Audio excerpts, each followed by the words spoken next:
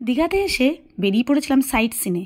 তো সাইট সিনে যাচ্ছিলাম এ বিচ সে বিচ দেখতে। তারপরে দেখো দীঘাতে চারপাশে এরকম রাস্তা দিয়ে ছিল কাজু গাছ, প্রচুর কাজু গাছ ছিল, আর সাথে পান গাছও ছিল। আর আমাদের ডেস্টিনেশন ছিল বিচিত্রপুর, যেটা কিনা নতুন হয়েছে।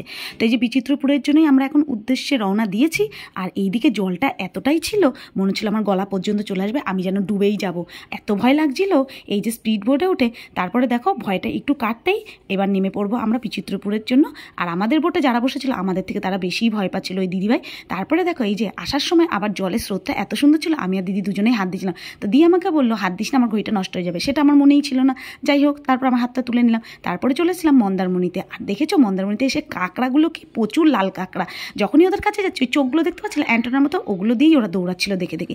তারপরে এই যে এত সুন্দর বীচ পেয়ে এখান থেকে যেতে ইচ্ছে ছিল, তা সবাই একটু ক্যাপ মেরে পোচ মেরে দুটো একটা রিলস করে নিয়েছি। আর এই যে গুড়গুড়ি আমাদের কেমন লাগলো এই ভিডিওটা অবশ্যই কিন্তু লাইক শেয়ার কমেন্ট সাবস্ক্রাইব করতে ভুলো।